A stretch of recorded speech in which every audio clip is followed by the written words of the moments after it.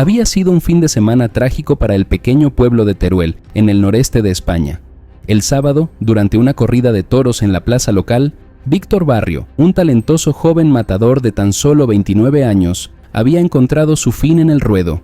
Enfrentándose a un gran toro de lidia llamado Lorenzo, Víctor cometió un error fatal.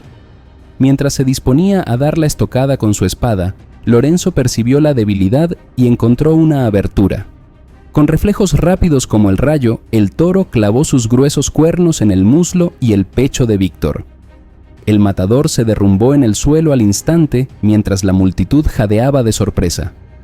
A pesar de los esfuerzos de los médicos por salvarlo, Víctor sucumbió a sus heridas, convirtiéndose en el primer torero español en morir en el ruedo en más de 30 años. La noticia de la muerte de Víctor se difundió rápidamente por toda España y el mundo. En Teruel, la pequeña comunidad aún estaba asimilando la tragedia. Víctor había crecido allí, y muchos lo conocían personalmente. Su familia era muy respetada en el pueblo. La gente se congregaba en las calles y en la iglesia local para llorar y ofrecer sus condolencias. Víctor sería profundamente extrañado. Sin embargo, las reacciones en línea fueron más variadas. Mientras algunos expresaban tristeza por la pérdida prematura de un joven tan talentoso, otros eran menos compasivos. En las redes sociales, comenzaron a llegar comentarios que celebraban la muerte de Víctor. Para ellos, cualquier matador que entrara voluntariamente al ruedo para enfrentarse a un toro merecía tal destino. No mostraban compasión por un hombre que no había mostrado ninguna hacia los cientos de toros que había matado a lo largo de su carrera. Algunos de los mensajes fueron aún más lejos, insultando directamente a Víctor, a su viuda Raquel Sanz e incluso a su familia afligida. Raquel estaba destrozada por la pérdida de su esposo, pero los odiosos mensajes en línea la afectaron aún más profundamente. ¿Cómo podían otros seres humanos comportarse de esta manera ante la muerte de alguien?, pensó para sí misma. Sabía que la profesión de Víctor era controvertida, pero este nivel de vitriolo incluso la sorprendió a ella. En su dolor y enojo, Raquel arremetió contra aquellos que dejaban tales comentarios viles, declarando que no eran verdaderamente humanos. Las noticias de estos mensajes ofensivos se difundieron ampliamente. El toro asesino de Lorenzo también había sido sacrificado según la tradición después del incidente. Pero en línea, los llamados para salvar a su madre, Lorenza, se hacían más fuertes. El grupo de derechos de los animales PACMA inició una campaña con el hashtag Sina Salvemos a Lorenza, reuniendo más de 5,000 firmas en una petición. Rechazaron las tradiciones de violencia y derramamiento de sangre. ¿No había habido suficiente de eso ya?, cuestionaban. La situación se estaba volviendo cada vez más polarizada. Por un lado, estaban aquellos que defendían las corridas de toros como una práctica cultural histórica. Para personas como el primer ministro Mariano Rajoy, representaba una forma de arte apreciada durante siglos. Luego estaban aquellos firmemente en contra de cualquier crueldad hacia los animales y que querían abolir la tradición de una vez por todas. Las tensiones aumentaban en ambos frentes. Mientras tanto, en el pequeño pueblo, el funeral de Víctor se celebró unos días después. Toda la comunidad acudió para llorar a su hijo, hermano y amigo perdido. En el servicio de la iglesia, el sacerdote parroquial habló con cariño del espíritu aventurero de Víctor y de su amor por la vida, incluso desde joven. Aunque su profesión elegida conllevaba riesgos, Víctor había aceptado con gracia tanto las victorias como los fracasos de la vida. Sería recordado. Después de la ceremonia, el cuerpo de Víctor fue sepultado en el cementerio local. Su madre afligida tuvo que ser apoyada por otros miembros de la familia mientras se colocaban flores frescas en su nueva tumba. Fue un momento difícil para todos los que conocían a Víctor. Mientras algunos debates continuaban en línea en Teruel, la gente simplemente esperaba que la familia pudiera encontrar paz y consuelo en los días venideros. Las noticias del incidente también ocupaban titulares nacionales en toda España. Con 2 muertes en corridas de toros ya esa temporada, se planteaban preguntas sobre si el deporte aún tenía futuro en el país cada vez más progresista. Una encuesta en línea encontró que menos del 20% de los jóvenes españoles apoyaban activamente las corridas de toros en la actualidad. Aún así, figuras poderosas como el primer ministro Rajoy seguían siendo defensores firmes, viéndolo como parte integral de la historia cultural española. En medio de la controversia, pronto se iniciaron múltiples investigaciones. La Policía Nacional comenzó a examinar las redes sociales en busca de publicaciones ilegales sobre Víctor. Estaban investigando denuncias de difamación y acoso en línea. Encontrar y procesar a los responsables podría ayudar a aliviar algunas de las tensiones, creían las autoridades. Por separado, el Sindicato de Matadores de Toros de Víctor también contrató abogados para emprender acciones legales contra más de 50 mensajes inflamatorios que habían documentado hasta ahora. Un maestro de la cercana ciudad de Valencia se encontró en uno de estos casos. Vicente Belenguer Santos había escrito una publicación en Facebook celebrando abiertamente la muerte sangrienta de Víctor y haciendo amenazas vulgares contra sus dolientes. Cuando las capturas de pantalla de la publicación se volvieron virales, la indignación pública aumentó intensamente. Una petición que pedía su despido reunió más de 200,000 firmas en cuestión de días. El Ministerio de Educación se distanció rápidamente de los comentarios del hombre, considerándolos absolutamente inaceptables. Sintiendo la presión, Vicente finalmente aceptó emitir una disculpa pública. La muerte del joven matador había causado sin duda revuelo, pero para Raquel, de vuelta en Teruel, la vida tenía que seguir lentamente en los difíciles días por venir. Con la ayuda de la familia y la comunidad que la apoyaba, Raquel comenzó a recoger los pedazos y adaptarse a su nueva realidad.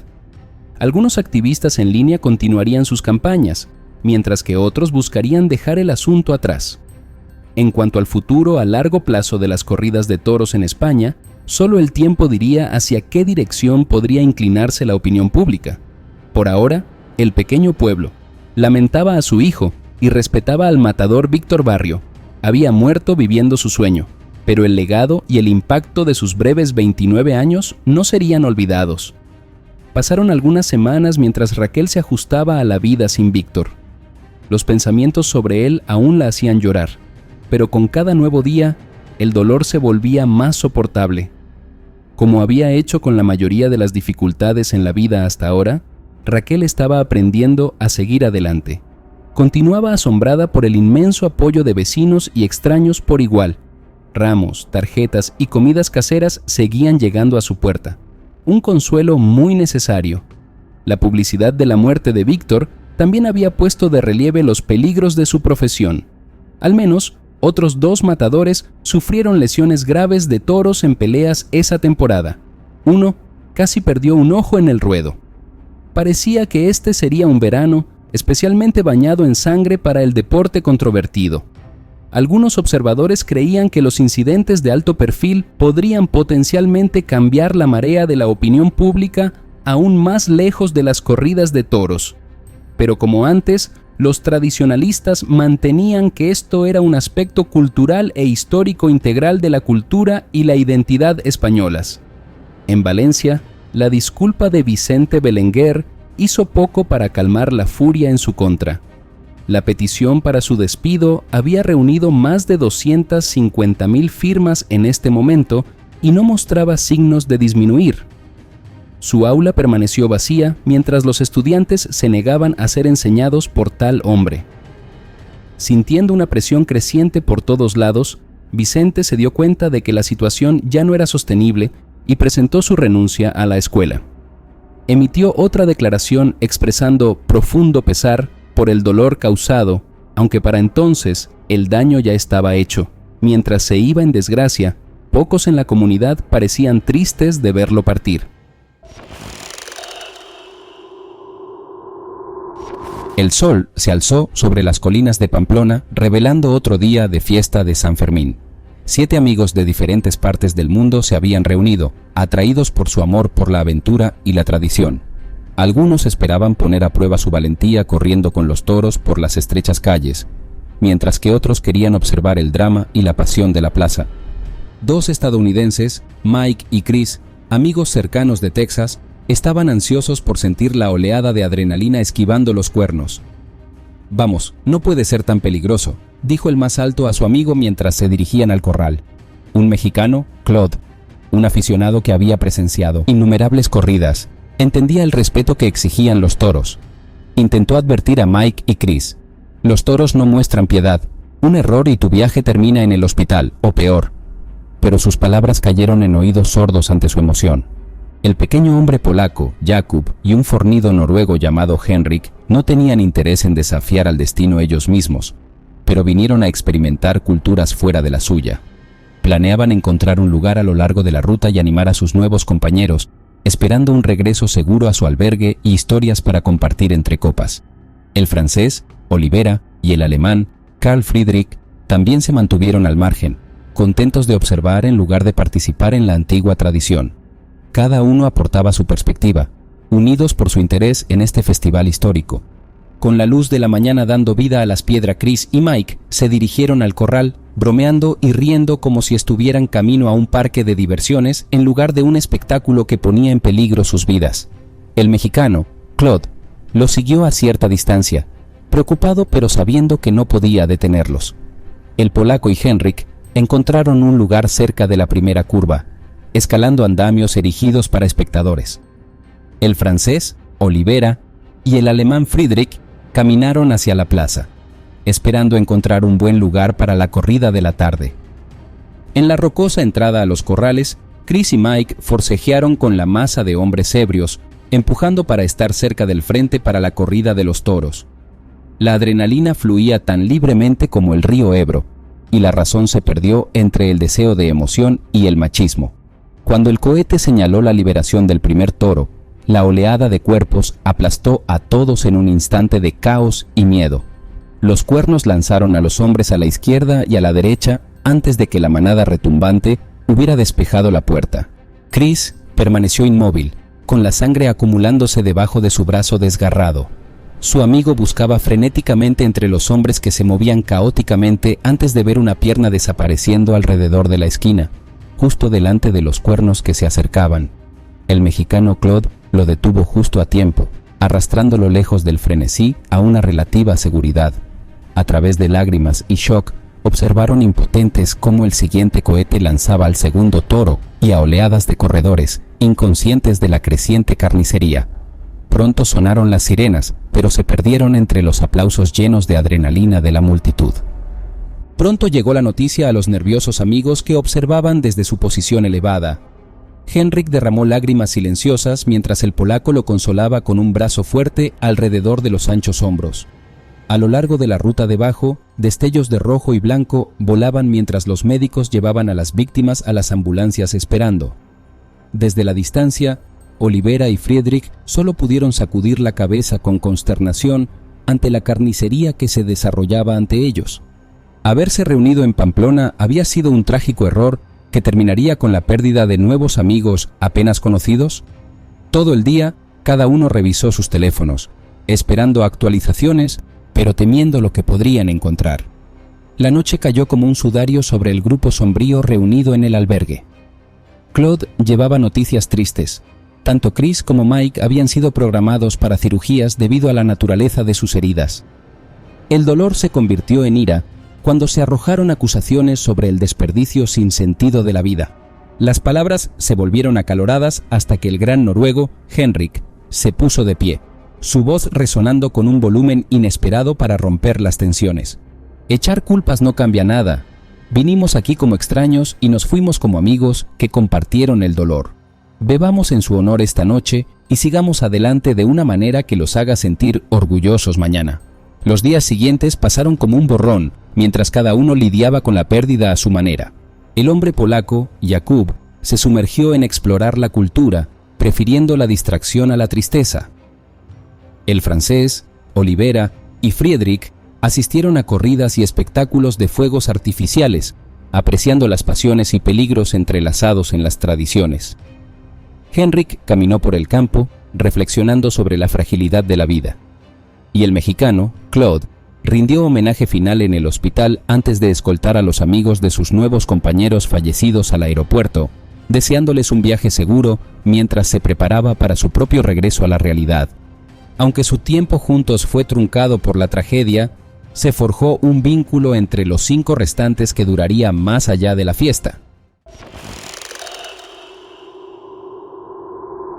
Érase una vez, en el bullicioso país de España, un joven matador llamado Alejandro Conquero estaba a punto de enfrentar el mayor desafío de su carrera.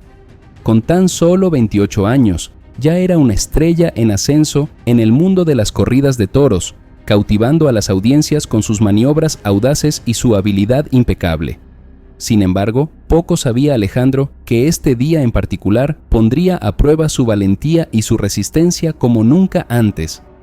El sol golpeaba con fuerza la abarrotada plaza de toros en Cenicientos, Madrid, mientras Alejandro se preparaba para enfrentar a su oponente, un toro feroz y formidable. La emoción en el aire era palpable, y los espectadores esperaban ansiosos el choque entre el hombre y la bestia. Ataviado con el traje tradicional de matador, Alejandro entró en el ruedo con confianza emanando de cada uno de sus movimientos. La multitud estalló en aplausos mientras él giraba con gracia una capa rosa y amarilla, incitando al enorme toro blanco a cargar hacia él. Con cada elegante movimiento de la capa, el corazón de Alejandro latía con fuerza, la adrenalina recorriendo sus venas. Sin saberlo, con cada paso que daba hacia el toro, se acercaba más a los mortales cuernos de la bestia. Cuando el toro se abalanzó hacia la tela ondeante, Alejandro permaneció concentrado, con los ojos fijos en los movimientos del animal. Pero en un instante, el inmenso poder del toro chocó contra su cuerpo, lanzándolo al aire como un muleco de trapo. Los suspiros de horror resonaron en la plaza mientras Alejandro volaba por el aire, su cuerpo girando sin control. En un retorcimiento enfermizo del destino, los cuernos del toro encontraron su objetivo, empalando a Alejandro de la manera más inimaginable y dolorosa, el recto. Los gritos de terror de la multitud se mezclaron con los angustiados llantos de Alejandro mientras era elevado por encima del suelo, suspendido en los cuernos del toro. El dolor era insoportable y su cuerpo parecía estar siendo desgarrado. En ese desgarrador momento, el tiempo parecía detenerse. Finalmente, con un empuje violento, el toro arrojó a Alejandro de vuelta al implacable suelo. Aterrizó con un golpe que resonó en los huesos, tendido boca abajo en la arena. Su cuerpo temblaba de dolor y luchaba por recuperar el aliento. El toro, sin amilanarse por el caos que había desatado, empujó implacablemente a Alejandro hacia el centro del ruedo. Cada movimiento enviaba ondas de agonía a través de su cuerpo, pero de alguna manera encontró la fuerza para arrastrarse hacia adelante, decidido a sobrevivir.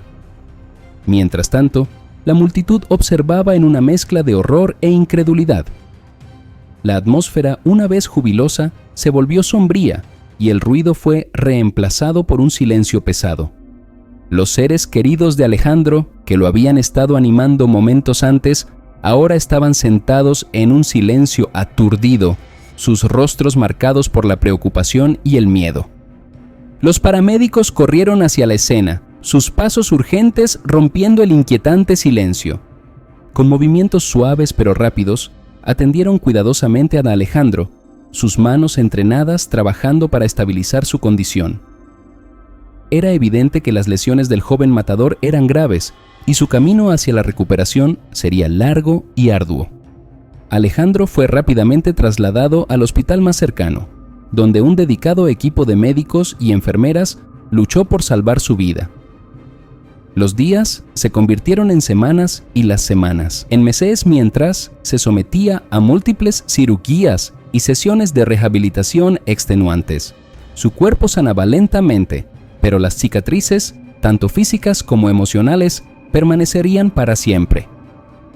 A lo largo de su recuperación, el espíritu de Alejandro permaneció intacto. El incidente lo había transformado, dándole una nueva perspectiva sobre la vida y las consecuencias de su profesión elegida. Juró nunca olvidar el dolor que había soportado y abogar por un trato más compasivo hacia los animales. La noticia del notable viaje de Alejandro se difundió lejos y cerca, inspirando a otros a cuestionar la ética de las corridas de toros y buscar formas de entretenimiento alternativas que no implicaran crueldad hacia los animales. Su historia se convirtió en un catalizador para el cambio, provocando conversaciones y encendiendo un movimiento en contra de la antigua tradición. Con el paso de los años, Alejandro encontró consuelo en compartir sus experiencias y educar a otros sobre el verdadero costo de las corridas de toros. Se convirtió en un embajador de los derechos de los animales, usando su voz para hablar en nombre de aquellos que no podían defenderse. Su camino estaba lejos de ser fácil, pero la resistencia y la determinación de Alejandro lo llevaron a un nuevo propósito, uno que trascendía los límites del ruedo de toros. Y mientras se paraba en el escenario, dirigiéndose a una multitud de apasionados defensores, sabía que su encuentro angustioso con el toro le había dado una segunda oportunidad en la vida, una oportunidad de marcar la diferencia en el mundo. A partir de ese día, Alejandro se dedicó a crear una sociedad más compasiva y empática, donde la belleza de los animales fuera apreciada y celebrada en lugar de ser explotada en aras del entretenimiento. Fue la primera semana de julio de 2022 y la pequeña ciudad de Pamplona, en el norte de España, bullía de emoción. Después de una pausa de 2 años debido a la pandemia de COVID-19, el famoso Festival del Encierro de Toros, conocido localmente como Sanfermines, había regresado. Las calles estaban adornadas con coloridas banderolas y el aire estaba lleno del aroma de la cocina española tradicional. Los vendedores vendían souvenirs y refrescos a las multitudes de turistas que habían acudido a la ciudad desde todas partes del mundo. Entre los visitantes había un joven estadounidense que había viajado desde su ciudad natal en Florida para experimentar la emoción de la carrera de toros. Siempre había sido un alma aventurera, buscando nuevos desafíos y superando sus límites. Mientras el estadounidense se mezclaba con la multitud, no podía evitar sentir una sensación de anticipación y energía nerviosa. La carrera de toros era una tradición peligrosa, y sabía que estaba arriesgando su vida al participar. Pero el atractivo de la adrenalina y la perspectiva de enfrentarse a un desafío tan primitivo era demasiado fuerte para resistir. En otra parte de la ciudad, un hombre español local también se estaba preparando para el festival. Había crecido en Pamplona y había participado en la carrera de toros todos los años desde que era adolescente. Para él, el festival era más que un evento en busca de emociones. Era una tradición profundamente arraigada que lo conectaba con sus ancestros y su herencia cultural. Con el paso de los días, el estadounidense y el español se vieron atrapados en el corazón de las festividades. Asistieron a las ceremonias de apertura, bailaron en las calles con otros festejantes y compartieron historias mientras tomaban sangría. Finalmente, llegó el momento que habían estado esperando, el primer encierro de toros de la temporada. Cuando se abrieron las puertas y el estruendo de los cascos de los toros resonó por las estrechas calles, el estadounidense y el español se unieron al mar de corredores, con el corazón latiendo mezcla de miedo y emoción. Los siguientes minutos fueron un torbellino de adrenalina y caos. Los toros cargaban sin descanso, sus enormes cuernos brillando bajo el sol de la mañana. Los corredores se lanzaban y esquivaban, algunos tropezando y cayendo, otros evitando por poco los cuernos de los animales enfurecidos. En medio del caos, el estadounidense se encontró directamente en el camino de uno de los toros. El tiempo pareció ralentizarse mientras la bestia masiva bajaba la cabeza y se abalanzaba hacia él. En un instante, sintió un dolor ardiente cuando el cuerno del toro atravesó su pantorrilla y cayó al suelo. El español, que había estado corriendo justo delante del estadounidense, se giró a tiempo para verlo caer. Sin dudarlo, corrió en su ayuda, ayudándolo a levantarse y apoyándolo mientras cojeaban hacia la seguridad. Mientras tanto, otros 2 corredores, ambos españoles de unos 20 años, también fueron víctimas de la furia de los toros. Uno fue corneado en la ingle cuando tropezó en la plaza de toros, mientras que el otro fue golpeado en la rodilla mientras corría por las calles. A medida que el polvo se asentaba y los heridos eran atendidos, una sensación de reflexión sombría se apoderaba de la ciudad. El encierro de toros era una tradición apreciada, pero venía con un alto precio: el riesgo de lesiones o incluso la muerte. En el Resurgimiento, los activistas por los derechos de los animales salieron a las calles protestando contra la crueldad de las corridas de toros y la violencia sin sentido infligida a los toros. argumentaban que la tradición estaba obsoleta e inhumana y que los toros merecían vivir sin ser sometidos a tal sufrimiento. Sin embargo, para el estadounidense y el español, la experiencia había forjado un vínculo inquebrantable. Mientras se recuperaban de sus heridas, reflexionaban sobre el poder y la majestuosidad de los toros y el respeto que habían ganado por la antigua tradición. En los días siguientes, pasaron tiempo juntos, compartiendo historias y explorando la rica tela cultural de Pamplona. El estadounidense aprendió sobre la profunda conexión entre el festival y la comunidad local, mientras que el español adquirió un nuevo aprecio por la valentía y el espíritu de los visitantes que arriesgaban todo para ser parte de la experiencia.